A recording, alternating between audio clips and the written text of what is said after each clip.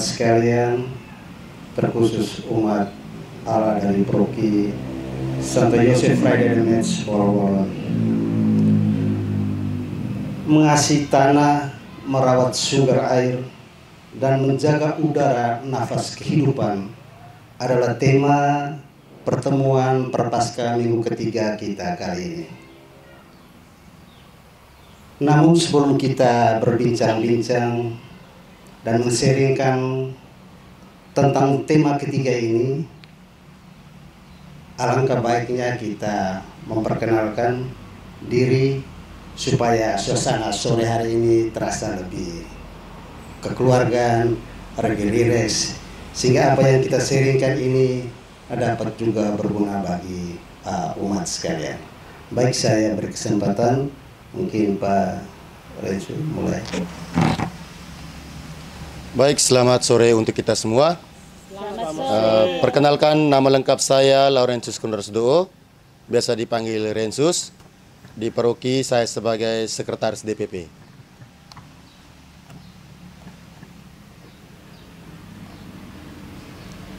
Perkenalkan, nama saya Lutfina Mapa, di Paroki Santo Yosef Friday de Metz sebagai anggota DPP. Biasa dipanggil Ibu Lut. Terima kasih. Baik, perkenalkan, nama saya Serly M.A. Laurensi, biasa disapa Ibu Serly. Saya umat Paroki Santo Yosef Friday de Metz Bolawolon. Baik, saya nama Maria Simporosa Winansi. Saya biasa dipanggil Ibu Simpo. Di DPP Paroki Santo Yosef Friday de Metz, saya sebagai Ketua Seksi Kerasulan Kitab Suci. Di Stasi Santo Arnoldus Jansen Blatat, saya sebagai Ketua. Baik, terima kasih. Perkenalkan, nama lengkap saya Didimus Nixon Tusala, biasa dipanggil Frater Dedi. Di Paroki Santo Yosef Friday de Metz Bolawolon, saya menjalankan masa tahun orientasi pastoral. Terima kasih. Saya Vincentius Alexi Rajalewa, biasa dipanggil Lexi Rajalewa.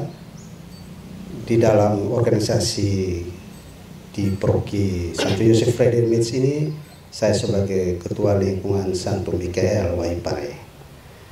Demikian saja perkenalan kita. Saya pikir ini supaya lebih keakraban di antara kita dalam berbincang-bincang soal tema ketiga masa Prapaskah ini. Baik Bapak Mama, frater, umat sekalian yang saya kasih. Adapun tujuan dari katekesi minggu ketiga ini adalah agar kita umat sekalian menyadari bahwa bumi dan segala isinya merupakan anugerah dari Tuhan yang harus kita jaga dan rawat sebagai bentuk syukur dan tanggung jawab iman. Juga agar kita sekalian memahami tugas dan tanggung jawab untuk mengasihi tanah, air, dan udara. Dan sekaligus tujuan dari pertemuan ini mengajak kita sekalian untuk bekerja sama dalam komunitas untuk menjaga lingkungan, mendukung kebijakan pelestarian alam, dan mewariskan bumi yang lebih baik bagi generasi mendatang. Bapak-bapak sekalian, sebagai umat beriman, kita dipanggil untuk mencintai dan menjaga ciptaan Tuhan, bukan hanya sebagai tanggung jawab ekologis, tetapi juga sebagai wujud kasih dan penghormatan kita kepada Sang Pencipta. Marilah kita bersama-sama melangkah dalam semangat pertobatan ekologis, mengubah pola hidup, dan membangun komunitas yang peduli terhadap lingkungan, karena mencintai bumi adalah bagian dari iman kita. Mari kita siapkan hati untuk membuka pertemuan kita kali ini dalam berbincang soal tanah, air, dan udara sebagai sumber kehidupan semua makhluk hidup dengan menyanyikan lagu pembuka.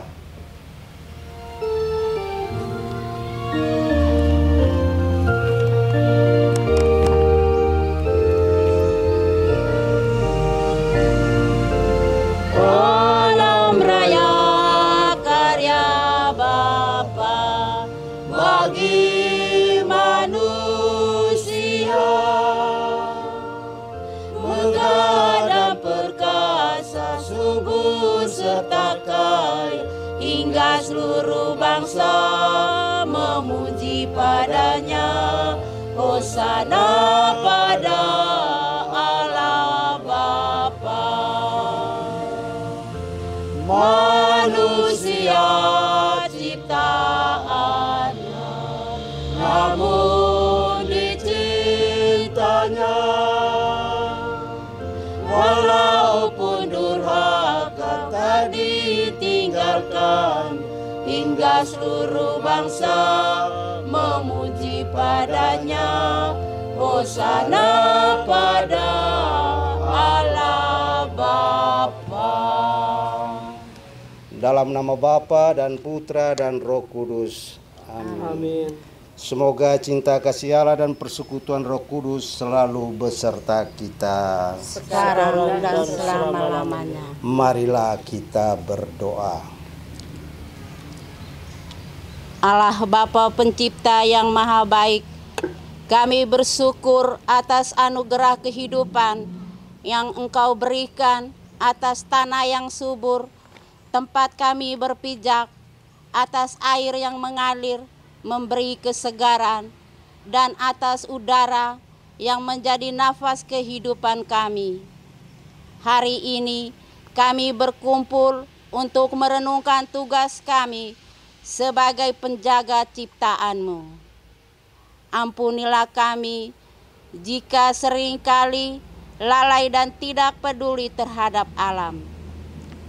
Jika kami telah menyia-nyiakan sumber daya yang Engkau percayakan. Bimbinglah hati dan pikiran kami agar semakin mencintai bumi ini. Dan ajarilah kami untuk merawatnya dengan kasih, sebagaimana Engkau telah mencintai kami. Ya Tuhan, curahkanlah Roh Kudus-Mu atas kami, agar kami memiliki kebijaksanaan untuk menggunakan alam dengan bijak, kerendahan hati untuk mengakui kesalahan kami, dan keberanian untuk bertindak menjaga kelestarian ciptaan-Mu. Semoga melalui katekese ini kami semakin memahami bahwa mengasihi tanah, merawat sumber air, dan menjaga udara adalah bagian dari panggilan iman kami sebagai murid Kristus. Bimbinglah kami agar selalu berjuang bersama dalam kasih dan persaudaraan demi masa depan yang lebih baik bagi seluruh umat manusia dan generasi mendatang. Kami persembahkan doa ini dengan perantaraan Yesus Kristus, Tuhan dan Juru Selamat kami, yang hidup dan berkuasa bersama Dikau dan Roh Kudus sepanjang segala masa. Amin. Bapak, Mama, Frater, umat Allah yang dikasihi Tuhan, tema Prapaskah minggu ketiga ini mengasihi tanah, merawat sumber air, dan menjaga udara, nafas kehidupan. Untuk itu, marilah kita melihat dan mendalami situasi hidup konkret di sekitar kita dalam kisah inspiratif yang akan dibawakan atau diseringkan oleh salah satu dari Bapak Mama sekalian yang mau sharing. Silakan.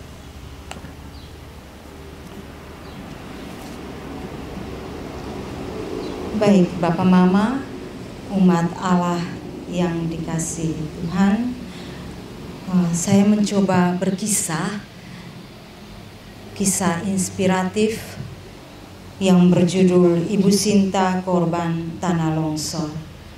Jadi di satu desa di Kabupaten Sika, kehidupan masyarakat itu sangat bergantung pada mata pencarian sebagai petani, pedagang, dan untuk mencukupi kebutuhan hidup sehari-hari mereka berusaha mencari mata pencarian lain. Salah satunya sebagai penggali pasir. Jadi ada satu keluarga namanya Bapak Anton dan Ibu Sinta. Mereka juga bersama dengan beberapa warga yang ada di desa itu. Mereka kesehariannya pergi ke tebing di dekat pemukiman mereka untuk menggali pasir. Dan kegiatan itu menjadi perhatian khusus dari pemerintah desa, dan sampai pada akhirnya ada teguran, ada larangan. Jadi tidak ada alasan yang melarang mereka untuk berhenti. Namun dalam hal ini mereka berupaya bagaimana tetap menjalankan aktivitas untuk pergi menggali pasir. Dengan peralatan yang sederhana mereka berusaha untuk mengumpulkan pasir batu yang mereka gali dari tebing itu, menjual, kemudian hasilnya untuk mencukupi kebutuhan hidup mereka sehari-hari. Jadi satu ketika Bapak Anton bersama anak-anak dan beberapa warga seperti biasa pergi menggali pasir, dan Ibu Sinta sebagai ibu rumah tangga dia menyiapkan makanan yang nantinya pada siang hari akan dia hantar kepada suami dan anak-anaknya. Jadi pada siang hari dia pergi mengantar makanan, dia pastikan bahwa suami, anak-anaknya sudah santap siang, sudah makan siang. Dia berinisiatif dengan peralatan seadanya, dia mengambil linggis, skop, dia pergi ke tebing dan melanjutkan pekerjaan suami dan anak-anaknya tadi. Cekatan benar, Ibu Sinta itu mengumpulkan pasir, batu, mengisinya di dalam karung. Namun tanpa ia sadar, kegiatan yang mereka lakukan terus-menerus itu membuat tanah menjadi rapuh. Jadi dengan seketika ada bunyi gemuruh. Tanah di atas tebing itu runtuh. Runtuhan itu jatuh menimpa tubuh Ibu Sinta. Kejadian itu begitu cepat dan berlangsung di depan mata suami dan anak-anaknya dan juga beberapa warga yang ada di situ. Jadi mereka berupaya untuk bagaimana menyelamatkan Ibu Sinta dengan peralatan seadanya. Dengan kedua tangannya mereka berusaha menggali, dan pada beberapa saat ke depan kemudian mereka temukan tubuh Ibu Sinta. Namun naas, Ibu Sinta sudah tidak bernyawa lagi. Dan itu menjadi duka yang mendalam bagi keluarga Bapak Anton, anak-anak dan juga para warga. Keesokan hari, pemerintah desa, dalam hal ini kepala desa dan beberapa tokoh masyarakat pergi melayat, menyampaikan turut berduka cita kepada keluarga Bapak Anton dan anak-anak. Dan karena peristiwa kejadian itu, beberapa warga memutuskan perlahan-lahan mulai meninggalkan pekerjaan menggali pasir. Dan pemerintah desa pun tidak lepas tangan. Mereka berupaya bagaimana mencari solusi, mengarahkan, mendorong warganya untuk berusaha di lahan lain, di mata pencarian lain yang sampai tidak mempertaruhkan, mengorbankan nyawa mereka. Mungkin kisah ini menjadi inspirasi, menjadi motivasi bagi kita semua. Sekian, terima kasih.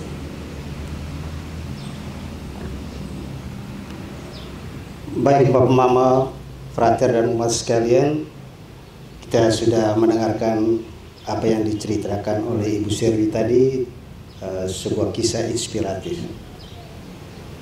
Setelah kita mendengar dan menyimak kisah inspiratif tadi, saya yakin pasti ada poin yang bisa kita ambil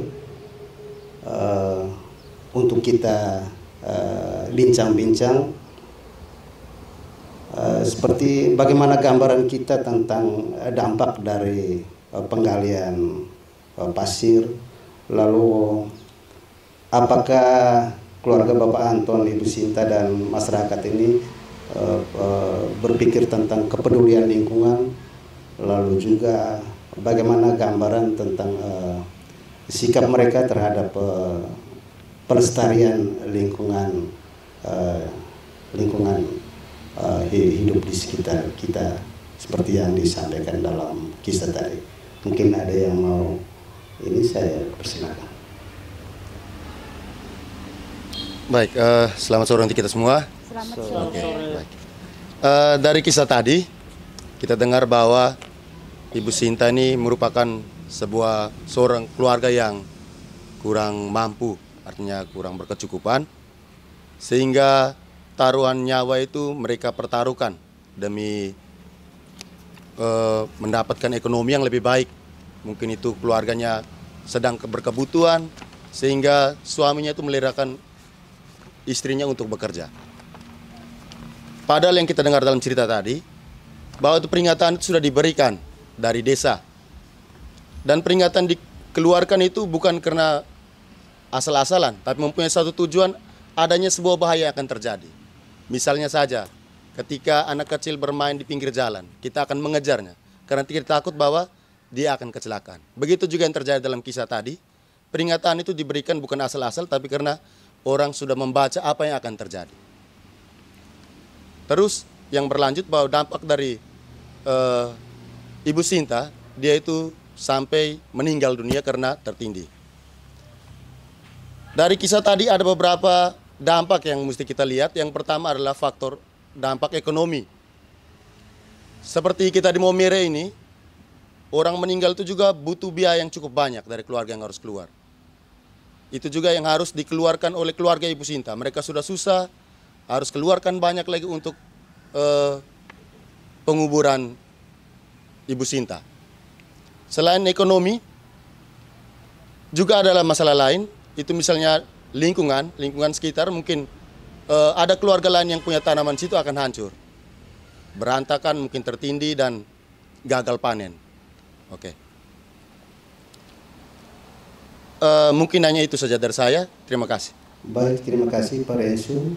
Mungkin ada yang mau menambahkan, kami persilakan.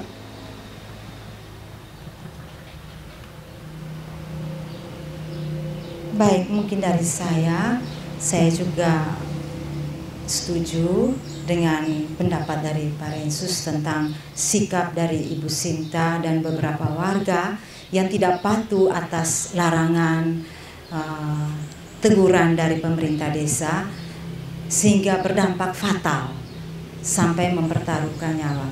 Artinya bahwa sikap eksploitasi dari kita terhadap sumber daya alam secara berlebihan bisa berdampak fatal.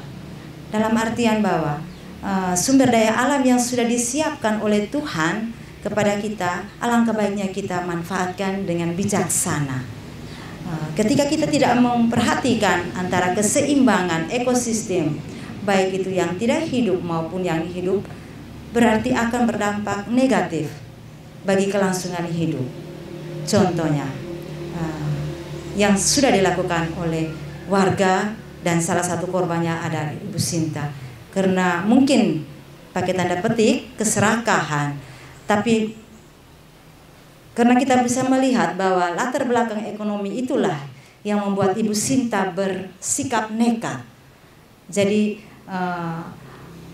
sikap dari Ibu Sinta itu sedikit banyaknya mencerminkan bahwa manusia terkadang kurang mensyukuri nikmat yang Tuhan berikan, sehingga berlaku semena-mena, berlaku berlebihan terhadap sumber daya alam yang sudah Tuhan berikan. Artinya ketika kita berlebihan dengan keserakahan, maka dampaknya negatif dan fatal yang akan kita terima. Itu saja dari saya. Baik, Bapak Mama Frater, itulah beberapa hal dari dampak dari kisah inspiratif tadi. Ada erosi, lalu keluarga Bapak Anton dan masyarakat ini juga kurang paham tentang kepedulian terhadap lingkungan. Juga mereka tidak menghiraukan himbauan dari baik pemerintah maupun lembaga-lembaga lingkungan hidup untuk kita pelestarian terhadap lingkungan, sehingga akhirnya korban nyawa yang diterima oleh keluarga Bapak Anton. Baik Bapak Mama, mungkin cerita inspirasi tadi mungkin dari kita, mungkin ada juga punya cerita yang sama seperti ini yang bisa dilihat di sekitar lingkungan kita ini. Mungkin ada yang mau men-sharingkan itu, saya persilakan.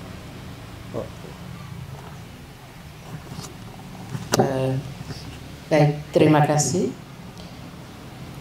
Setelah mendengar kisah inspiratif tadi, saya teringat bahwa hampir sama dengan kisah Ibu Sinta, kisah Bapak Anton sekeluarga, ini pernah dialami oleh keluarga atau satu orang yang ada di wilayah sekitar ini beberapa waktu yang lalu. Persis sama, bahwa ketika musim kemarau tidak ada aktivitas di kebun, mereka kemudian mencari pekerjaan lain, yaitu dengan menggali pasir.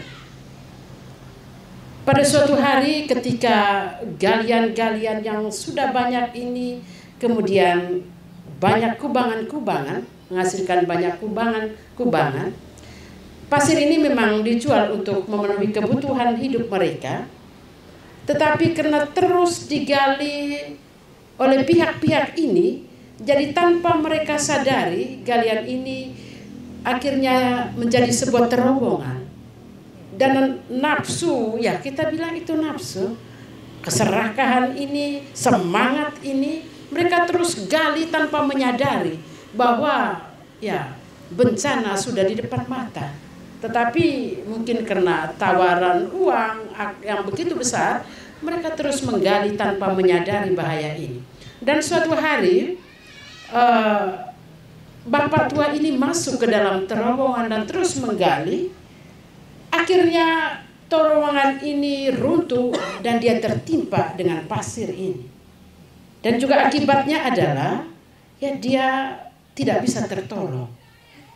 Jadi kisah inspiratif tadi mengingatkan kami atas kejadian beberapa waktu lalu di tetangga desa kami. Baik, ini selain itu sesuai dengan tema kita tadi juga adalah mengasihi tanah, merawat sumber air. Saya kemudian juga senang untuk berbagi pengalaman terkait dengan ya merawat atau menjaga sumber air. Ini ada cerita atau pengalaman, bukan pengalaman pribadi tetapi pengalaman banyak orang secara khusus di wilayah kami, di stasi kami, di desa kami, stasi Santo Arnoldus Jansen Blatat. Pengalaman atau kemudian menjadi sebuah masalah adalah di wilayah kami ini kami kekurangan air minum bersih. Jadi air ini bukan hanya untuk memenuhi kebutuhan rumah tangga, tetapi juga untuk memberikan kesuburan pada tanah-tanah di wilayah kami. Kali-kali yang ada di wilayah kami ini tidak pernah dialiri air. Dan hal ini terlihat bahwa di gunung yang seharusnya menjadi tempat hulu sebuah sungai, sumber mata air itu muncul, tidak ditemukan lagi pohon-pohon besar yang seharusnya menampung, akarnya menampung air, kemudian satu saat bisa keluar sebagai mata air. Pohon besar ini tidak ada lagi. Ini akibat dari ada pihak-pihak tertentu, ada orang-orang yang dengan sengaja merusak hutan, menebang pohon ini untuk kepentingan membangun rumah mereka dan bahkan untuk dijual, untuk mendapatkan uang kembali untuk memenuhi kebutuhan rumah tangga mereka. Dampak yang ditimbulkan adalah hingga saat ini bahkan mungkin ke depannya warisan kepada anak cucu, daerah ini tempat kami akan terus mengalami kekeringan yang berkepanjangan. Tetapi hal ini ketika diangkat menjadi sebuah masalah oleh pemerintah, oleh pihak-pihak yang terkait, yang juga punya perhatian, tidak tutup mata. Mereka juga menanggapi, menjawabi, dan berusaha dengan berbagai cara mengupayakan kebijakan-kebijakan apa untuk memenuhi dan mengatasi masalah ini. Ini adalah kebutuhan vital yang harus segera terpenuhi. Jadi dari atas sudah tidak bisa, karena kerusakan lingkungan yang diakibatkan oleh orang-orang tertentu, walaupun memang pemerintah juga melarang, tetapi ini kadang tidak diindahkan. Dari atas tidak bisa, memang air harus mengalir dari tempat yang tinggi, tetapi pemerintah berusaha walaupun itu harus dari bawah. Ya, banyak jaringan perpipaan dipasang di wilayah kami. Bahkan saya mengatakan bahwa sudah banyak miliaran uang tertanam di tanah ini. Tetapi hasilnya, ya. Dan ini sudah diusahakan. Saya bahkan ketika saya pulang dari mengadu nasib di rantauan sudah hampir puluhan tahun, saya melihat di rumah-rumah warga ini sudah terpasang pipa-pipa ke rumah masing-masing. Dan saya bertanya, ini sudah belasan tahun yang lalu, apakah pernah air yang mengalir dan kamu rasakan di rumah masing-masing? Dan mereka mengatakan bahwa iya. Tetapi kemudian kok sampai sekarang air ini terus tidak bisa dinikmati, tetapi kok seperti ini lagi? Iya. Dan setelah melihat, ketika dalam perjalanan kami juga ada di sana dan melihat, ini penyebabnya adalah beberapa faktor. Yang mungkin pertama, kemampuan secara teknis atau SDM kami untuk pengelolaan air minum ini masih kurang atau tidak maksimal. Itu yang pertama. Yang kedua, mungkin karena biaya operasional yang terlalu tinggi yang menyebabkan bahwa ketika ada kerusakan tidak bisa diperbaiki dan dibiarkan berlarut. Dan hal ini karena dibiarkan pipa-pipa ini terpasang begitu saja kembali oleh masyarakat yang tidak bertanggung jawab, ya mereka juga merasa ini kok seperti sampah bahkan menjadi besi tua. Mereka kemudian mencabut dan kemudian menjual. Pemerintah memang tidak tinggal diam. Tolong kita jaga apa yang menjadi aset yang kemudian akan bermanfaat untuk kepentingan masyarakat. Tetapi kembali lagi di tengah masyarakat memang banyak ada orang-orang yang masih tidak merasa hal baik yang akan ini, tetapi melihat untung untuk diri saya. Kembali juga itu kembali ekonomi ya, keserakahan dan juga ekonomi. Ya ini besi tua juga mahal. Ya kalau begitu saya cabut, saya jual saya. Ya. Jadi terkait dengan ini ya, hal yang kami alami, hal yang kemudian menjadi sebuah masalah besar di tempat kami adalah akibat dari manusia itu sendiri yang tidak bertanggung jawab, yang tidak memanfaatkan sumber daya alam, yang tidak memanfaatkan sumber daya buatan manusia ini dengan baik untuk kepentingan manusia sendiri. Jadi itu juga menjadi warisan yang ya tidak bisa kita wariskan secara baik kepada anak cucu ke depan. Tetapi ketika kita masih ada dan hidup, kita terus berjuang. Berbagai pihak pemerintah maupun pihak gereja tidak tutup mata atas hal ini, dan semoga manusianya juga bisa mendukung sehingga apa yang menjadi harapan baik dan bisa diwariskan kepada anak cucu ini satu saat bisa terpenuhi. Baik, mungkin ini saja yang bisa kami sharingkan terkait dengan kisah inspiratif tadi. Baik Bapak Mama Frater, menarik juga apa yang disampaikan oleh Ibu Simpo. Ibu Simpo ini mantan kepala desa di Tandoel dan dia sangat memahami situasi itu. Jadi memang kisah inspiratif dan apa yang diseringkan oleh Ibu tadi ini juga menjadi perhatian bagi kita supaya di kali-kali mendatang kita memperhatikan hal-hal seperti ini. Baik Bapak Mama, setelah kita mendengarkan kisah inspiratif maupun apa yang diceritakan oleh Ibu Simprosa tadi, kira-kira apa yang menjadi tindakan nyata apa saja yang dapat kita lakukan untuk mencegah lingkungan dan bagaimana kita bisa menanamkan kesadaran sejak dini kepada anak-anak dan generasi muda tentang pentingnya mengasihi tanah, merawat sumber air dan menjaga udara. Kira-kira tindakan nyata apa, lalu apa yang bisa kita tanamkan kepada anak-anak dan generasi supaya keselarasan lingkungan maupun pelestarian ini bisa terjaga dengan baik. Oh, Ibu Nur, mungkin saya bisa menyampaikan terima kasih kesempatan yang diberikan kepada saya.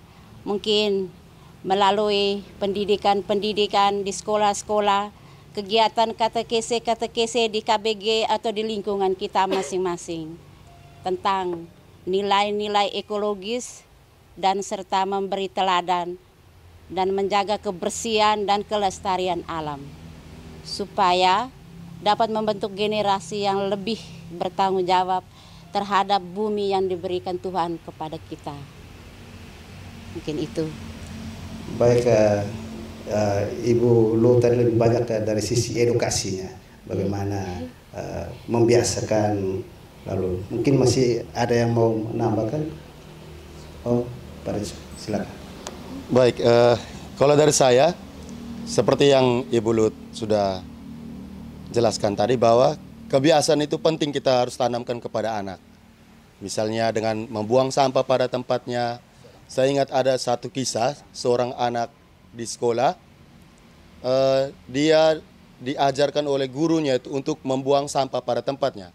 Sehingga setiap kali mereka menggunakan kertas atau kulit permen, itu dalam keadaan bersih mereka taruh di tempat sampah.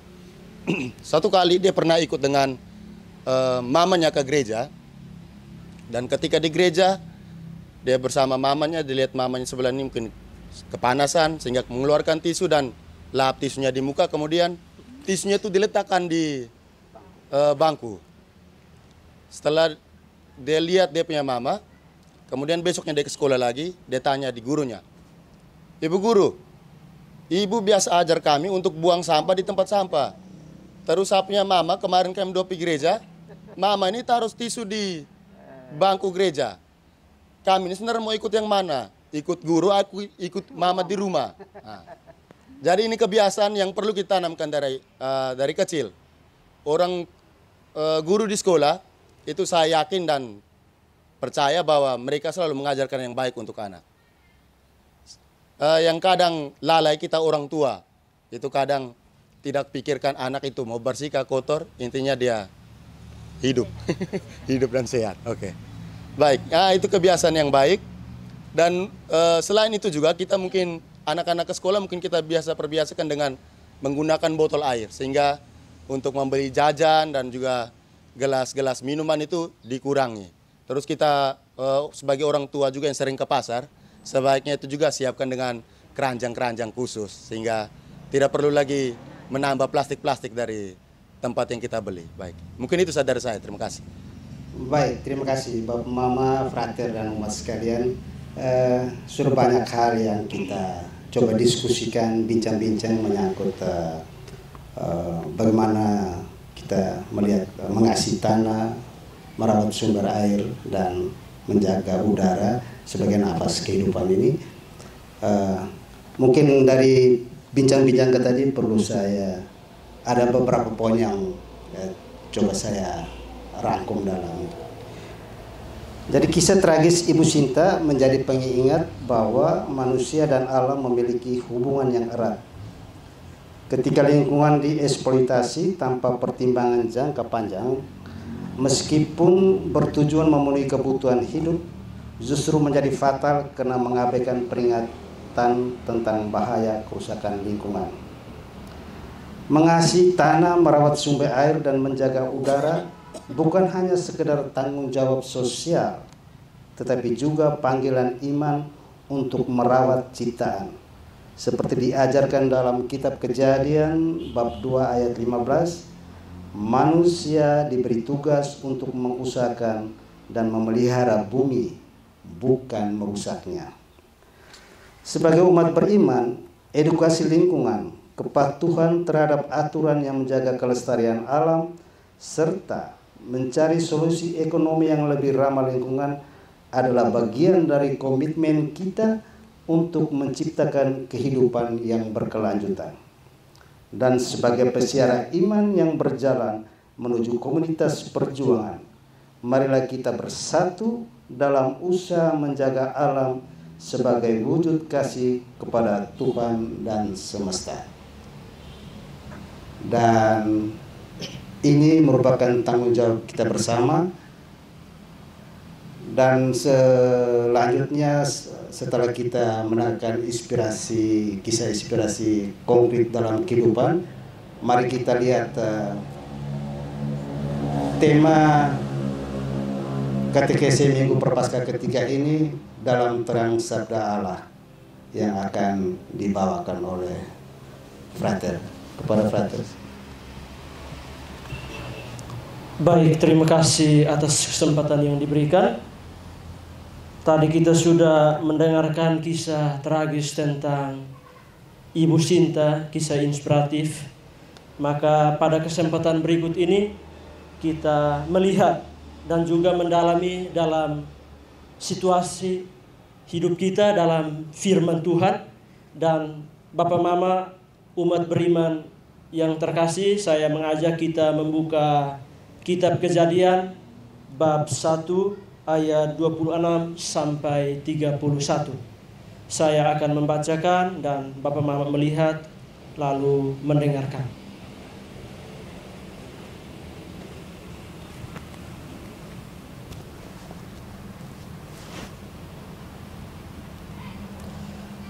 Bacaan dari kitab Kejadian.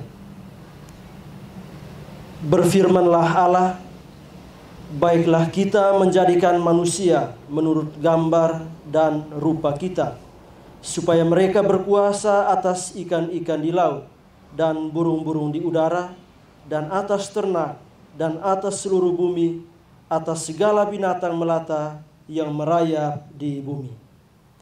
Maka Allah menciptakan manusia itu menurut gambarnya, menurut gambar Allah diciptakannya dia, laki-laki dan perempuan diciptakannya mereka. Allah memberkati mereka, lalu Allah berfirman kepada mereka, beranak cuculah dan bertambah banyak, penuhilah bumi dan taklukkanlah itu, berkuasalah atas ikan-ikan di laut dan burung-burung di udara, dan atas segala binatang yang merayap di bumi. Berfirmanlah Allah, lihatlah, aku memberikan kepadamu segala tumbuh-tumbuhan yang berbiji di seluruh bumi, dan segala pohon-pohonan yang buahnya berbiji, itulah akan menjadi makananmu. Tetapi kepada segala binatang di bumi dan segala burung di udara dan segala yang merayap di bumi yang bernyawa, kuberikan segala tumbuh-tumbuhan hijau menjadi makanannya. Dan jadilah demikian. Maka Allah melihat segala yang dijadikannya itu sungguh amat baik. Jadilah petang dan jadilah pagi, itulah hari ke-6. Demikianlah sabda Tuhan. Syukur kepada Allah. Baik, terima kasih Bapak Mama umat beriman yang terkasih. Setelah kita mendengarkan sabda Tuhan, selanjutnya mari kita sama-sama melihat dan juga mendalami dalam kehidupan kita sehari-hari lewat firman Tuhan yang telah kita dengarkan. Di dalam kitab Kejadian, Allah sudah memberikan kuasa kepada manusia atas seluruh ciptaan. Lalu bagaimana seharusnya kita memahami dan menjalankan tugas tanggung jawab ini dalam menjaga lingkungan ini. Mungkin Bapak Mama bisa menjawab.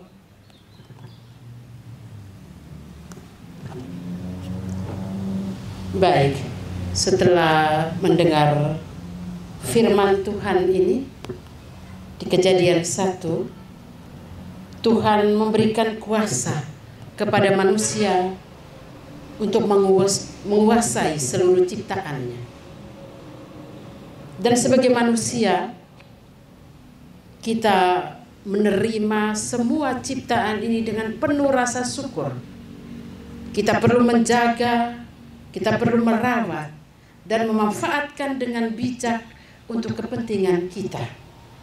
Dan kita juga perlu mengelola dan melestarikan untuk kita wariskan kepada anak cucu. Kita bukan malah merusak, mengeksploitasi semua yang sudah Tuhan berikan, Tuhan ciptakan, Tuhan sediakan bagi kita karena cintanya kepada kita manusia.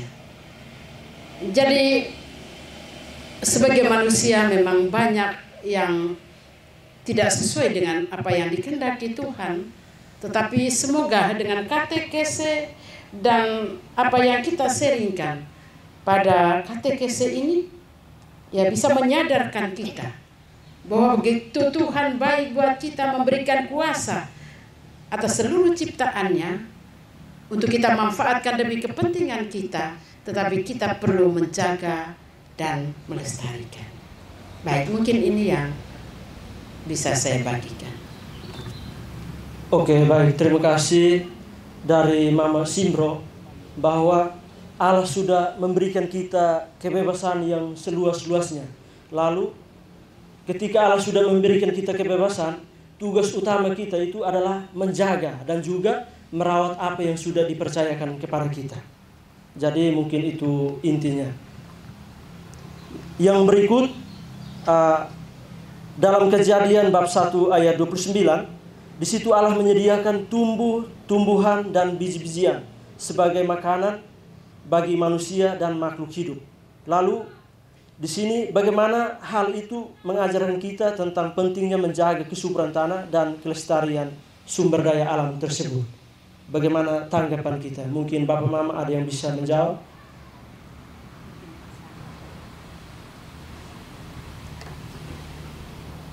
Baik, kembali kita melihat Kejadian 1 bab 29, bab 1 ayat 29 sampai 30. Baik, di situ Tuhan sudah menyediakan segala sesuatu, sumber daya alam kepada kita untuk kita manfaatkan, untuk kita pakai mencukupi kebutuhan hidup kita sehari-hari.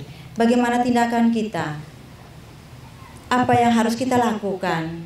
Kita mensyukuri nikmat yang sudah Tuhan berikan dengan tidak merusak tanah, air, udara yang merupakan sumber kehidupan bagi makhluk hidup. Tindakan kita yang sewenang-wenangnya, kalau kita lihat-lihat, pasti akan berdampak negatif bagi kelangsungan hidup kita. Jadi tanah yang subur akan memberikan berkat yang berlimpah jika kita manfaatkan dengan sebaik-baiknya. Itu yang bisa saya bagikan pada sore hari ini. Terima kasih. Baik, terima kasih untuk Ibu Shirley bahwa di sini ditegaskan bahwa tanah, air, dan udara itu merupakan 3 elemen penting yang melekat pada kita manusia. Maka tugas kita itu kita harus menjaga dan juga merawat apa yang sudah Tuhan percayakan kepada kita. Berikut dalam Kitab Kejadian bab 1 ayat 31, Allah melihat semua yang telah diciptakannya itu sangat baik. Lalu bagaimana kita sebagai umat beriman dapat menjaga kebaikan ciptaan Tuhan ini? Mungkin dari Bapak Mama ada yang bisa menjawab. Nah, dari saya mungkin dilihat dari kitab Kejadian ayat 31, Allah melihat semua telah diciptakannya itu sangat baik. Bagaimana kita sebagai umat beriman dapat menjaga kebaikan ciptaan Tuhan ini. Jadi baik, mungkin dengan ayat ini mungkin kita harus menjaga kebersihan lingkungan, tidak membuang sembarangan, tidak membuang sampah sembarangan, mengurangi polusi, serta melindungi air dari pencemaran, dan kita juga dapat ikut partisipasi dalam gerakan penghijauan dan observasi alam. Mungkin itu saja dari saya. Baik, dari Mama Lut menyampaikan bahwa segala sesuatu yang Allah sudah percayakan kepada kita perlu menjaga dan juga merawat, di mana kita harus turut ikut berpartisipasi, mengambil bagian dalam gerakan-gerakan yang mungkin dari pemerintah sudah berikan kepada kita atau dari komunitas-komunitas tertentu. Kita perlu ambil atau ikut turut bergabung untuk bisa mengikuti apa yang mereka sampaikan itu. Jadi kita harus turut berpartisipasi, ikut gerakan-gerakan tersebut. Yang berikut, bagaimana hubungan antara perintah Allah dalam kitab Kejadian bab 1 ayat 26 sampai 31 dengan ajakan untuk mengasihi tanah dan juga merawat sumber air dan menjaga udara sebagai nafas kehidupan. Oke. Mungkin ada yang bisa menjawab. Baik, dari saya juga tertarik dengan ayat 29 itu, bahwa dikatakan bahwa lihatlah aku memberikan kepadamu segala tumbuhan yang berbiji di seluruh bumi dan segala pohon-pohon yang buahnya berbiji, itulah akan menjadi makanan. Dari semuanya itu sudah diberikan kepada Tuhan. Dan berdasarkan tema katekesi kita pada hari ini, menjaga tanah, air, dan udara sebagai nafas kehidupan. Bayangkan saja kalau salah satu ini tidak ada. Air ini polusi, udara ini polusi. Pasti kita manusia ini hidup tidak tahan lama. Baru sampai 5 tahun mungkin sudah tewas. Tapi kita bersyukur kepada Allah bahwa semua ini masih dalam keadaan baik. Dan kita berdoa bahwa semoga sampai ke depan anak cucu kita juga dalam keadaan baik.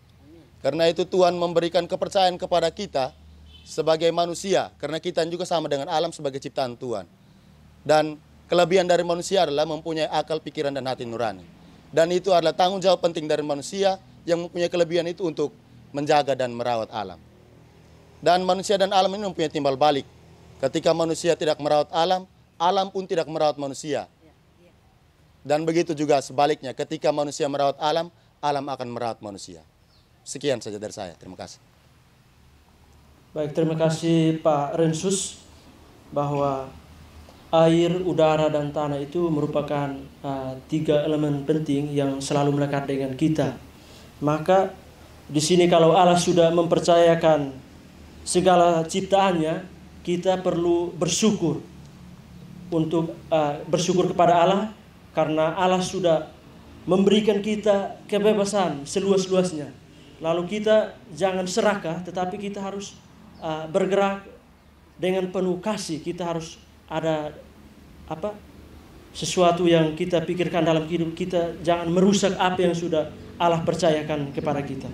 Mungkin itu saja.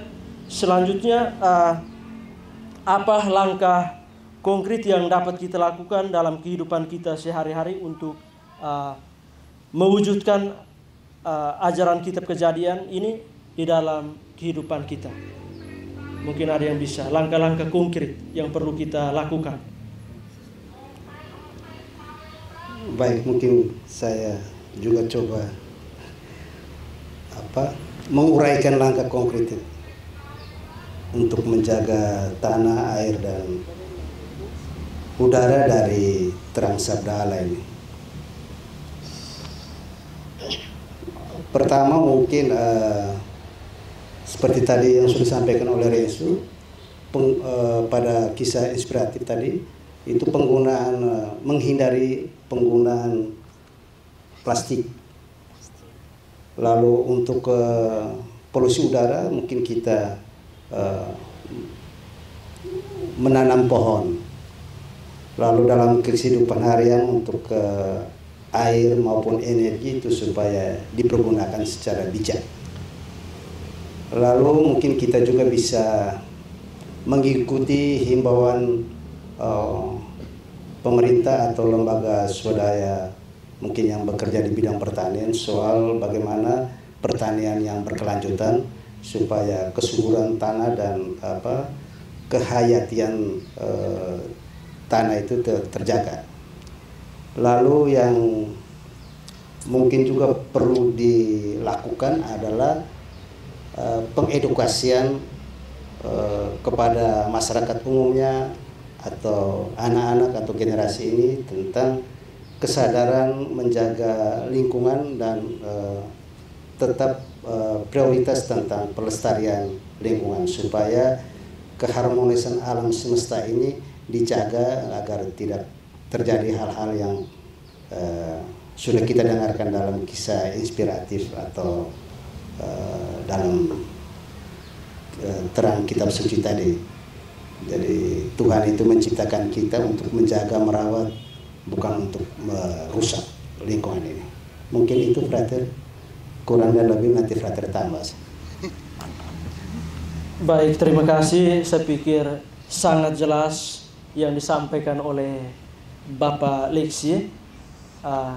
Selanjutnya mari kita melihat dan juga mendalami, kita memberikan sedikit penegasan atau merangkum dari apa yang tadi kita sudah sharingkan bersama.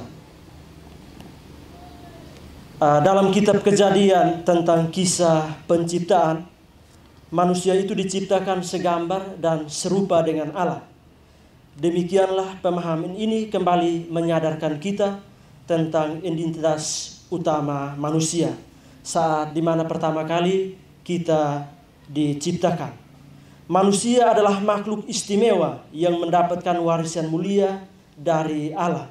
Dalam hal ini, sejak masa penciptaan, manusia diberikan rumah yang sangat kaya akan segala keindahan yang memberikan kehidupan serta kenyamanan. Rumah inilah yang disebut dengan alam, tempat di mana kita berpijak. Di sini mau menegaskan bahwa Allah menciptakan dunia dengan kebaikan yang sempurna dan Allah memberikan tanggung jawab kepada kita untuk mengelola serta merawat ciptaannya itu. Kepercayaan yang Allah berikan itu bukan sekedar hak, tetapi juga kewajiban untuk kita pertanggungjawabkan. Maka kita sebagai umat beriman, kita dipanggil untuk menjaga keseimbangan alam, bukan mengeksploitasinya demi keuntungan sesaat. Tanah yang subur, air yang bersih, dan udara yang segar adalah anugerah yang harus kita pelihara agar terus menjadi sumber kehidupan bagi semua makhluk hidup. Kalau kita hanya mau merusak lingkungan, itu sama halnya kita menodai kehendak Tuhan dan merugikan diri sendiri serta generasi yang akan datang. Oleh karena itu, dalam semangat katekese persiapan menyambut pesta kebangkitan Kristus ini, kita semua diajak, yang pertama, kita mengelola sumber daya alam secara bijak dan juga bertanggung jawab.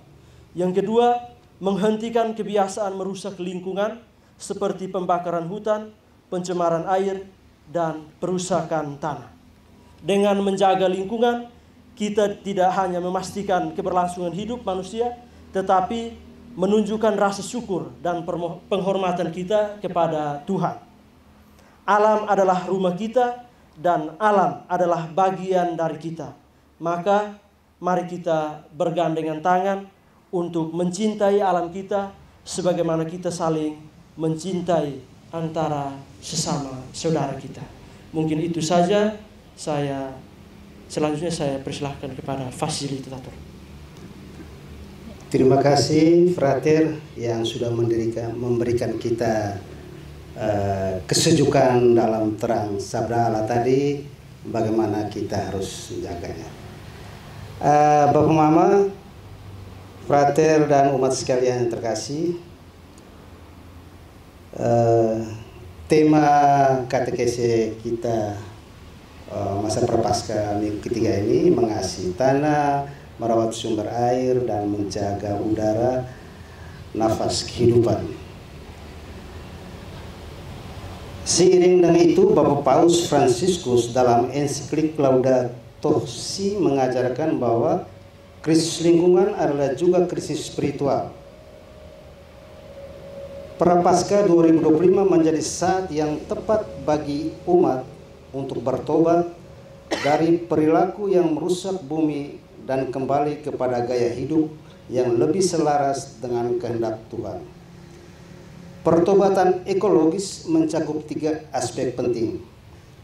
Pertobatan hati itu mengajak kita untuk mengubah cara pandang kita terhadap alam, melihatnya sebagai Tuhan yang harus dijaga dan melihatnya sebagai ciptaan Tuhan yang harus dijaga dan dihormati.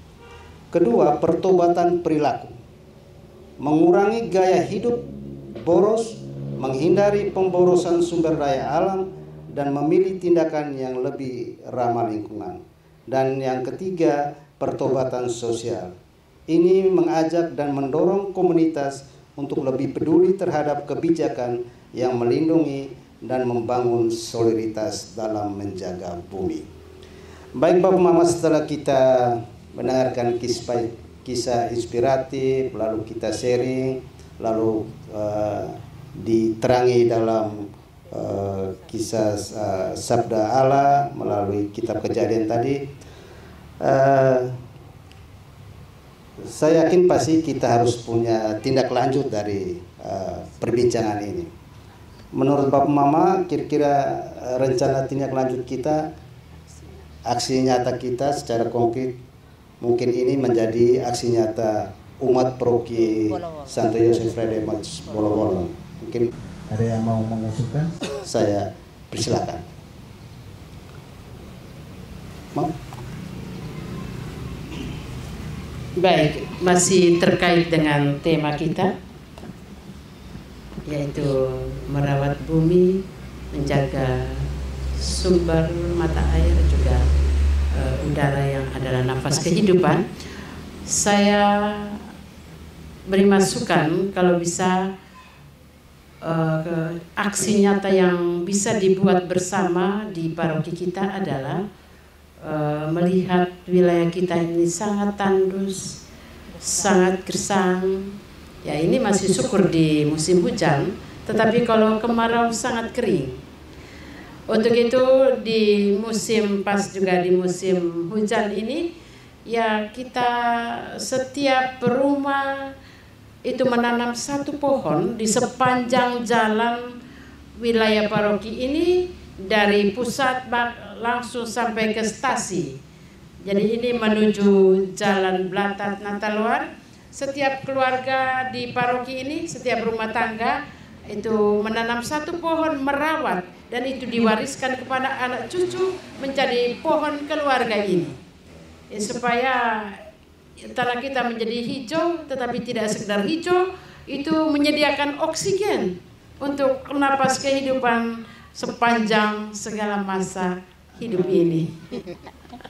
Baik, ini mungkin dari saya, tapi kalau ada yang lain silakan.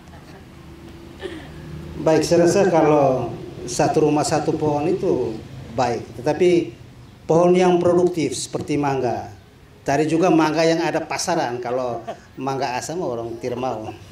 Jadi saya pikir itu, kalau memang ini setuju, tapi ini harus kita bahas dengan DPP supaya itu menjadi sebuah keputusan bersama.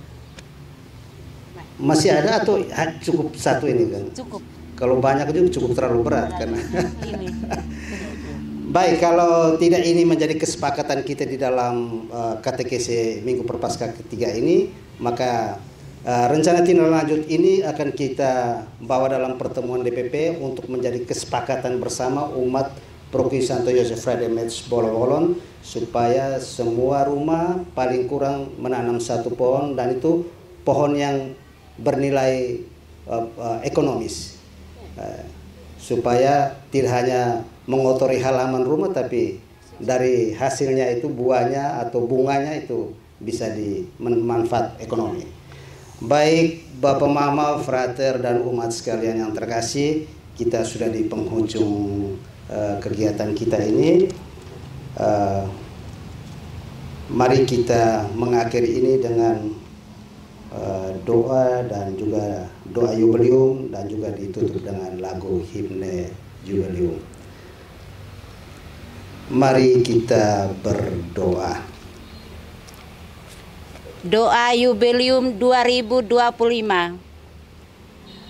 Bapa di surga, semoga iman yang telah Engkau berikan kepada kami melalui Putramu Yesus Kristus, Saudara kami, dan nyala kasih yang dinyatakan di dalam hati kami oleh Roh Kudus, membangkitkan kembali harapan yang membahagiakan akan datangnya kerajaan-Mu.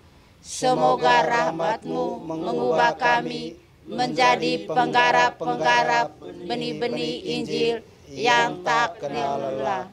Semoga benih-benih itu mengubah dari dalam, baik manusia maupun seluruh kosmos, dalam harapan yang pasti akan langit dan bumi.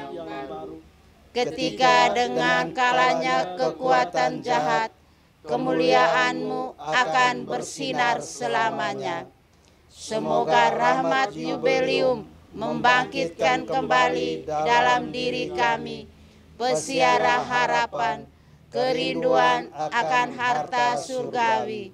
Semoga rahmat yang sama itu menyebarkan sukacita dan kedamaian penebus kami ke seluruh bumi.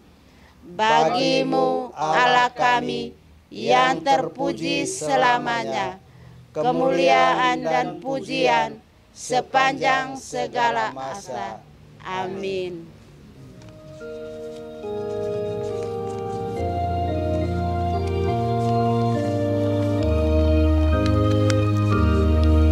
Nyala hidup dari harapanku, hidupku kan sampai padamu. Sang Rahim, sumber hidup abadi, di jalanku ku percayakan. Setiap bangsa, suku dan bahasa jumpa terang di dalam sabda-Mu.